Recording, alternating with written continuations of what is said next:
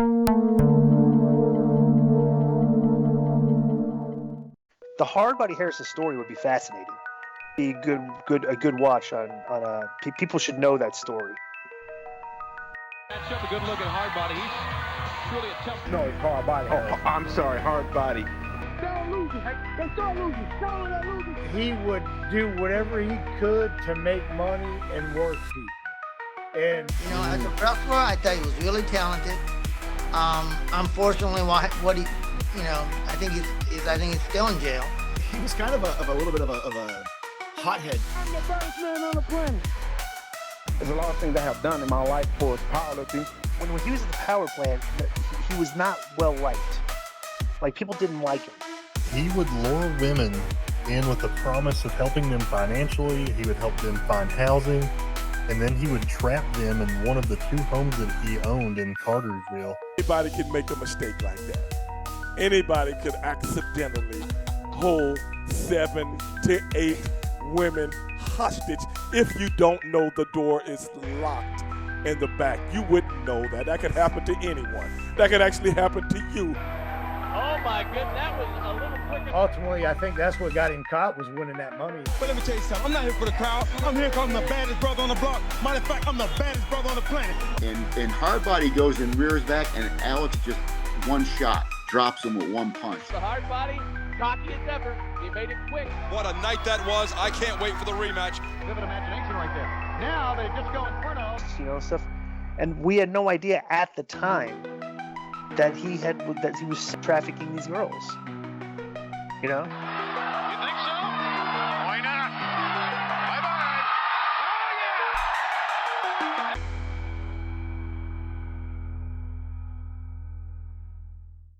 Now, just imagine with me for a second, you're a clerk at a department store doing your normal day-to-day when a large man walks into the store surrounded by 7 young women. He's wearing nice clothes that reveal the rippling muscles underneath. The ladies would also be fit, clad, and revealing dresses. And you ask if they need any help, but the man says they're just looking. And they walk around the store as he picks up the clothes and addresses one of the girls. He either has them hold the dress up or just puts it back. This goes on for a bit, with the women always a few paces behind, like sheep following a shepherd. And their shopping finally completes, and they head towards your register. And you now notice that pinned to all the dresses is a military symbol, each denoting a different rank. And the man is very social, and he tries to make small talk and makes jokes about getting a deal. Meanwhile, the women try not to look you in the eye and shuffle listlessly behind him. None of them speak, and you find this a bit strange, but decide to mind your own business. Meanwhile, one of the ladies keeps glancing out the transparent glass door. She has a frantic,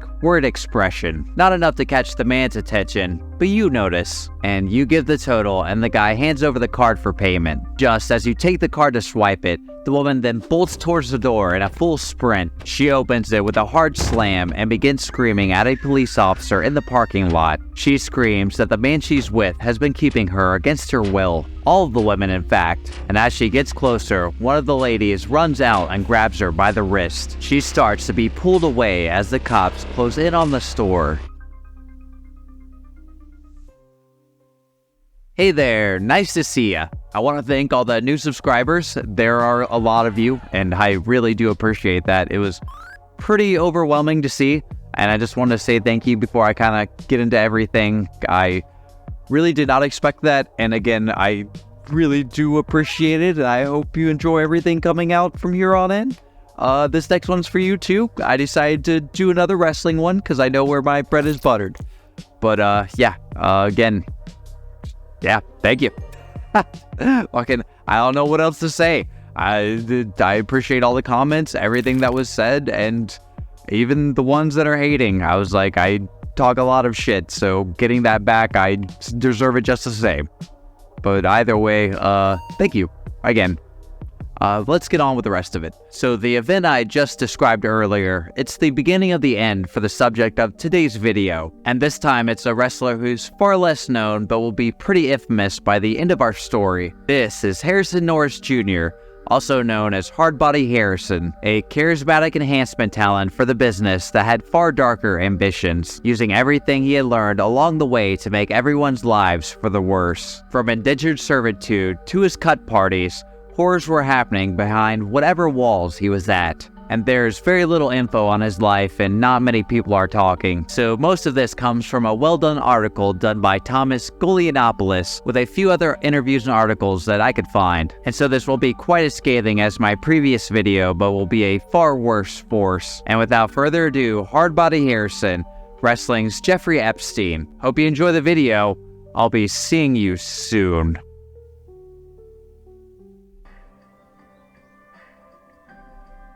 Harrison Norris Jr. was born in 1966 in Kennesaw, Tennessee, and not much is said about his early life, but it seems like it had a lot of structure, the first glimpse being the Catholic school he went to in Pensacola, Florida. And it seems that wrestling wouldn't have even been a thought for Harrison at this time, and after that he continued in that structure by enlisting in the United States Army. He would see action in Operation Desert Shield and Operation Desert Storm, which involved a fierce conflict. While embedded in the war, he would take on a leadership role as platoon and motor sergeant. This would happen until he was honorably discharged in 1995, and we'll see how honorable he stays. Like a lot of previous wrestlers, he set his sights on the NFL. Unfortunately, unlike a lot of them, he just didn't make the cut. And there's not too many hints of why besides the personality flaws that we'll see leaking later throughout his career. But with one door closed, he'd find another open when he spotted an ad for WCW's Power Plant. It was a training ground for any up-and-coming wrestlers to World Championship Wrestling. They saw the dude's physique and had to give him a try. And it was here where the Hardbody name would be formed. Norris would throw himself headfirst into the trials brought on by the Power Plant's training. He would do anything he could, from setting up the ring to helping instruct the wrestlers with Sergeant Parker, his military experience working on multiple fronts for him here. There'd be some that would flourish from his mentorship. T.W. Anderson said that he owed him a lot as Norris taught him how to sell, get in shape, and have just better overall ring work. And there'd be a few others who mentioned his willingness to help and how that led to greater things for them in the future. But he was a very talented guy. You know, as a wrestler, I thought he was really talented. His first televised appearance would be in 1996 on an episode of WCW Saturday Night against Bobby Eaton. He loses that match just like all the others, and I have to say that Norris was a hell of a worker, despite whatever choice and tights this is. And we gotta talk about these. Did he just come out of the Wiz segment in Kingdom Hearts? But his in-ring talent made up for his lack of ring gear. He could sell his ass off and make his opponent look amazing. This led to him being put in a perfect position as enhancement talent, or a jobber as most wrestling fans would know. Usually, they'd be squashed by another wrestler, making that wrestler look like a god. It's a rare talent. Some have made a career of it, and they tend to be looked down upon for constantly being beaten. But it's amazing to be selfless enough to get an ass whooping and make me believe it every time at the expense of this grandiose character that you've constructed in your head. Honestly, I consider selling to be one of the most important aspects of the business. I mean, besides a promo. I mean, it's all about making it as real as possible for the viewer. It's why Hogan and Michaels SummerSlam is one of my favorite matches. It shows how every one of the matches could turn into a Buster Keaton film, but instead turns into a physical drama. And it's unbelievable how someone like Harrison could actually flourish in this role. But I have a feeling that his toxic personality is what built this low-hanging ceiling above him. Well, that and his horrible ideas. Chris Jericho mentions how Harrison would constantly try and get himself into stories with just some of the worst concepts. He says, Hardbody was in his own world anyway. He was constantly submitting weird angles and stories to the office, trying to get himself a push. First, he came up with the idea of painting his face and becoming Sting's black nemesis, Stang.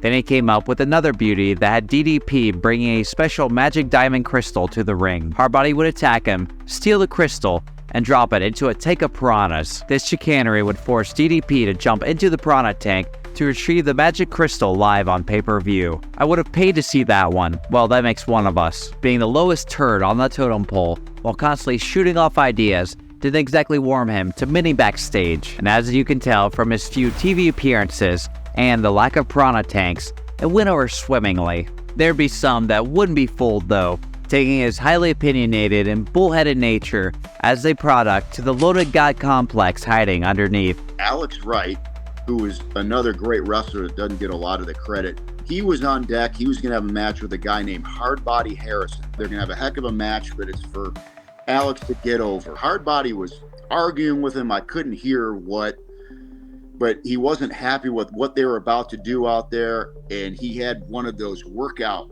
spring things that Mr. T used to bend. And I'm like, what's going to happen here?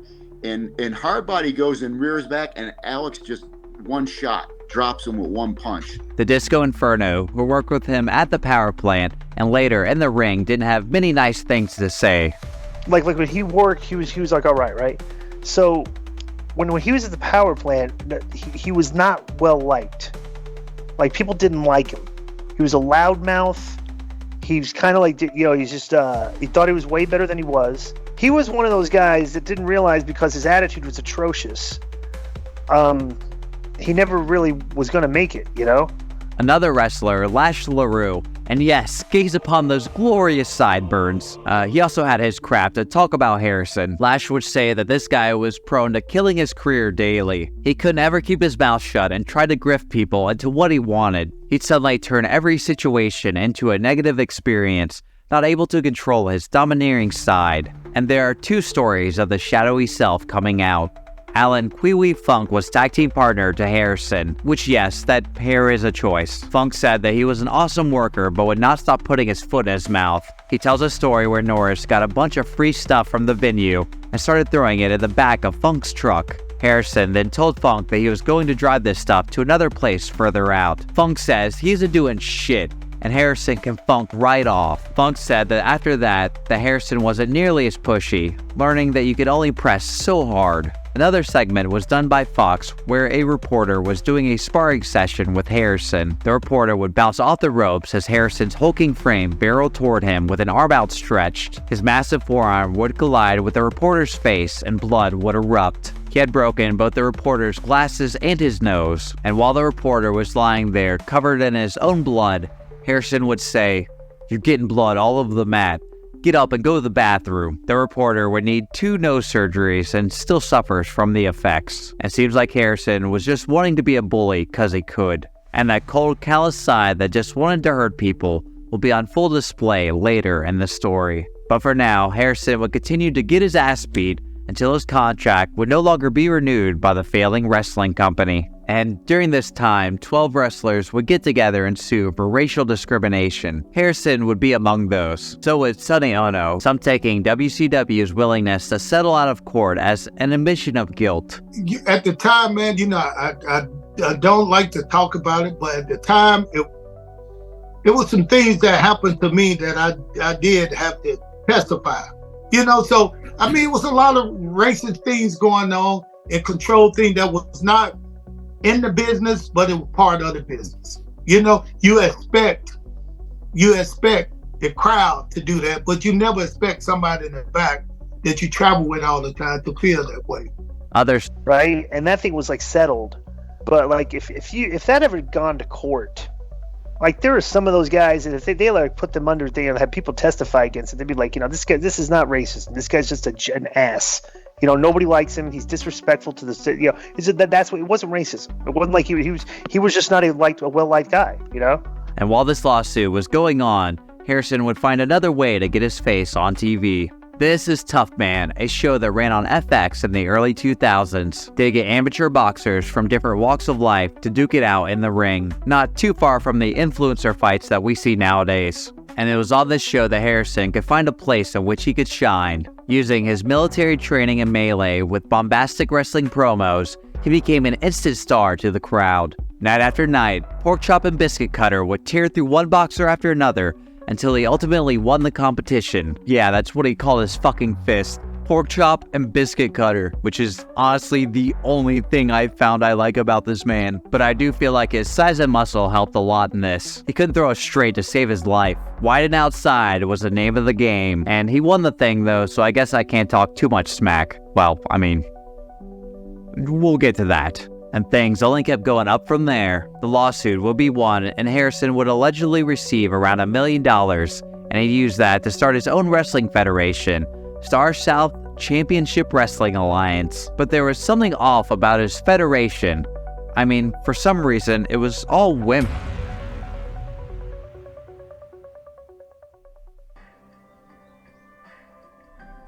Jody Hamilton, one of the workers at the power plant, said that Harrison would have an entourage of women around him as early as 2001 when he would visit. Jody said that he made a joke about Harrison pimping, and Harrison gave him a funny look and said he'd never do that. Remember that. I think I figured out what happened to his leg tight. It would not stop catching fire. Star South Championship Wrestling would be a veil for something far more heinous, and a few wrestlers posited that it must have been the lawsuit that allowed him to start the federation, which is really messed up.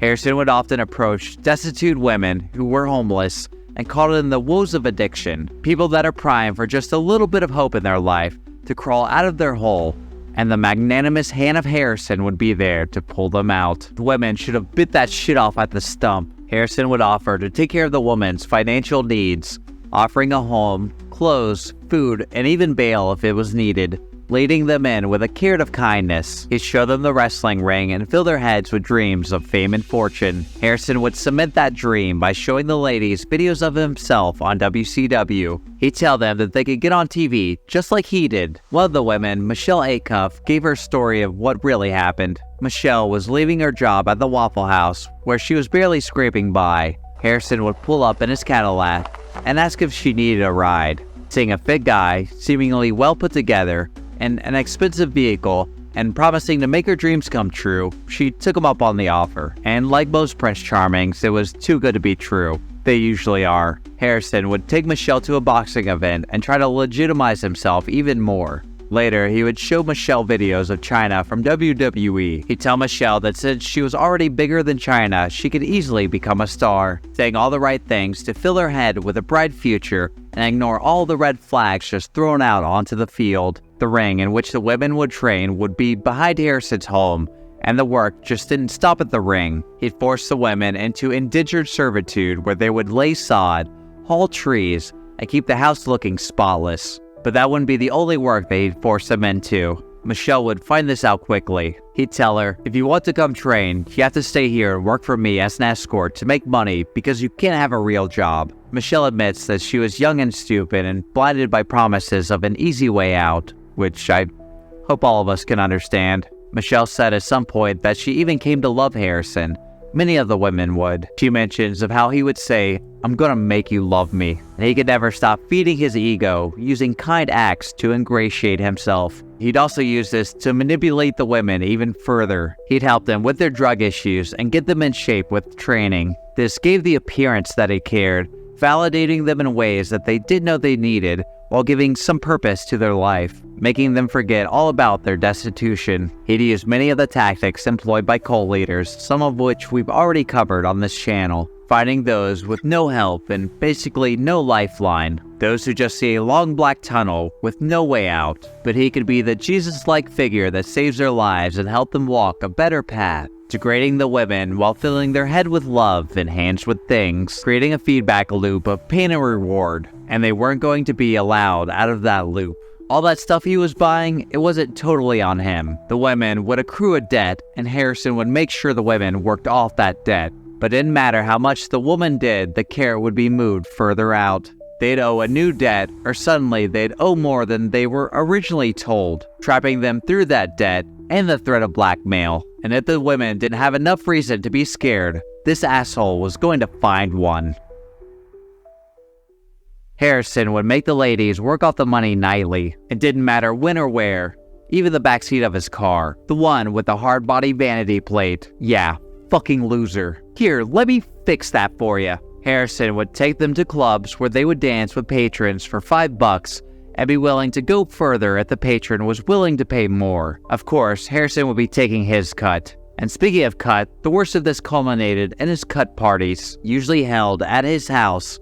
A woman was forced to perform with a group of men or women while Harrison would watch and direct like he was making a video. It all plays very similar to what's been alleged of P. Diddy, Vince McMahon, Jeffrey Epstein, and many others with fame and money, using that money to fuel the debauchery and further manipulation. And if the women declined, they would be punished severely, usually assaulted with adult toys until they were crying and submissive.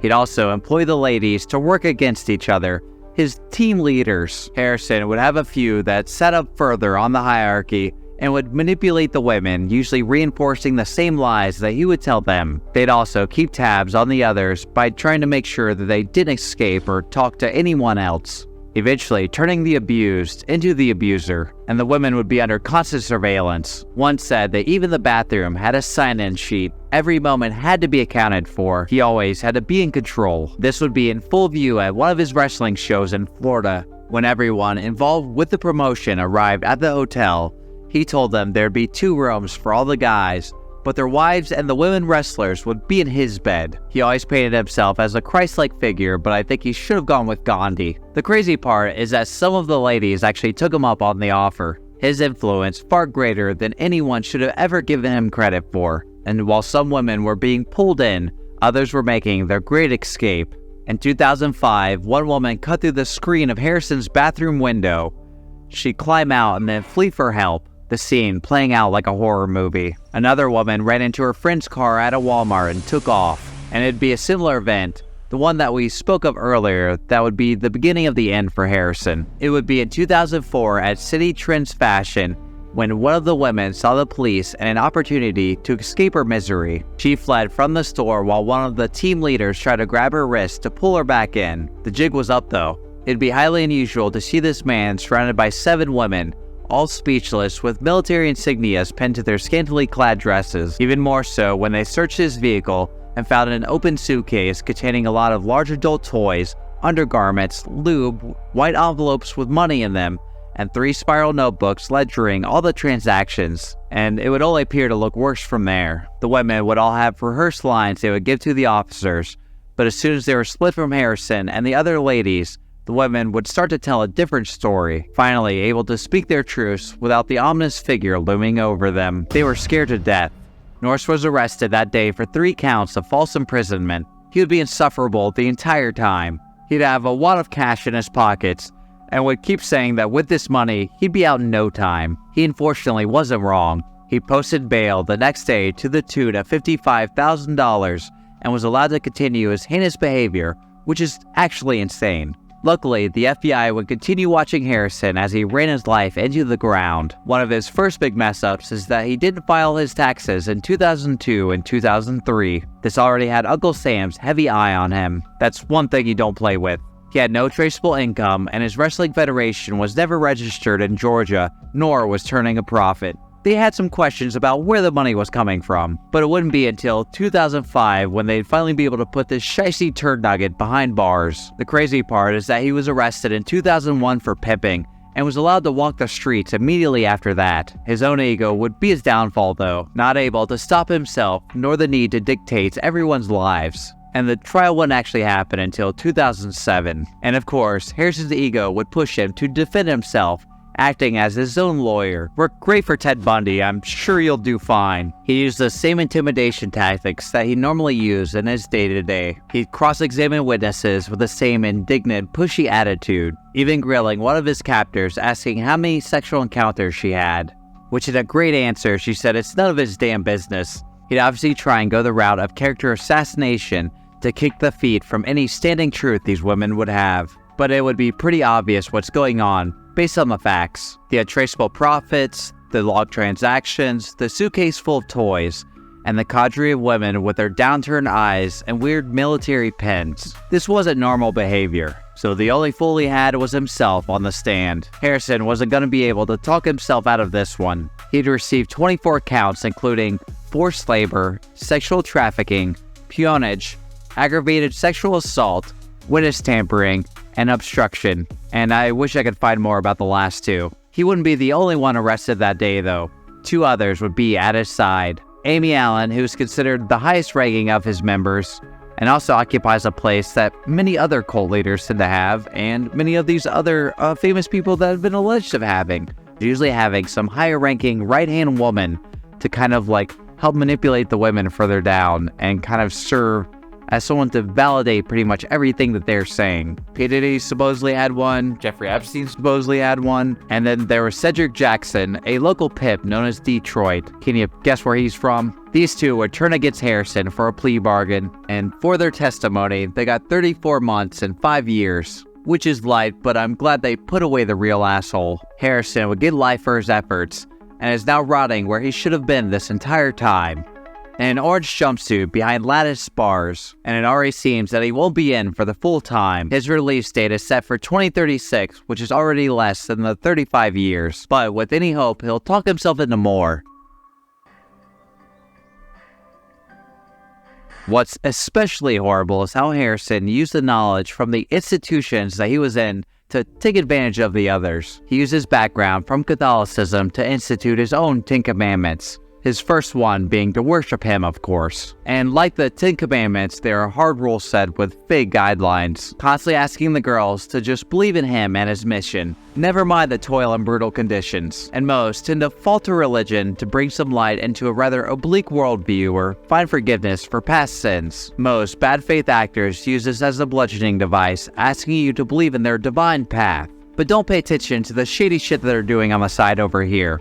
It was all God's plan. Can you ask God to give me a ring next time? I'd like to know what's going on in the plan. If continuing in destitution and selling your body was modus operandi, then I think it's time to go back to the drawing board. But in the end, it's not about thinking, it's about how you feel, something that's a lot easier to control than working with logic. It's why most politicians appeal to your emotions, using incendiary language to work people in a frenzy, no longer focusing on the issue at hand. Harrison would also use his military knowledge to structure the women into hierarchies, making power dynamics far more obvious. It'd give women on the lower rungs something to work towards, while those on the higher ends got validation for movement through the tiers. Very similar to how Scientology sets up their initiates to also go through tiers, giving a sense of palpable achievement. Or, pyramid schemes. All this was pretty obvious from the military pens, and the fact that he called his bedroom the general's quarters. Caution, small privates. In fact, I think he could have done a little less with the privates and more with the human intelligence. And all this is very close to how cults operate. They tend to introduce rigorous structuring models with lots of labor to both let the cult profit and keep the initiate working and not thinking.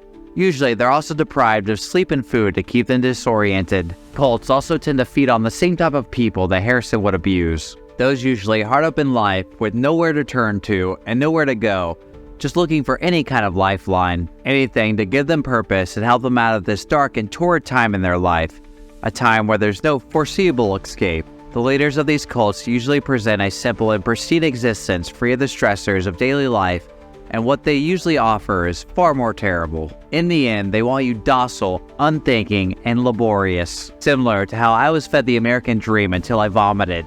Beware of anyone offering something too good to be true. More often than not, it will be. And like I said, not many want to talk about this man. Wrestling, like the police, is an inclusive business. Not many are willing to talk about others' misdeeds until much later in life when they're less likely to shoot themselves in the foot. Or, be around the guy that's looking out for their life. There's even this interview with Stevie Ray where he makes jokes and waxes satirical, but when it comes down to it, the only actual thing he says is, if he paid the price, he got to do what he got to do. You know what I'm saying? He got to do the time. If he did the crime, he got to do the time. Yeah. But Hardbody Harrison was a very good wrestler. Want to throw an is what it is in there? The family is also not wanting to talk. They're probably trying to separate their name as much as possible from his. And he said he was only going to talk if he was paid a bunch of money. Supposedly his story is going to be some life-changing thing, but only if you pay enough for it. Which honestly feels just like another grift. And another lie that he's willing to tell to get anyone to pay him whatever he can. I know, I'm sure it's not doing it. I got $1 and a stick of bubble gum you could have. You can talk all you want. And it's kind of insane to think that all this was happening while he had his wife and kid at the home too. Which I have so many more questions about them. I mean, I imagine to some degree they're definitely as scared as many of the others in the house. But it's also hard to tell without actually knowing what's going on behind those walls. But no matter how many weights that Harrison lifts, he'll always be a small, tiny man with a hard head and an even harder heart.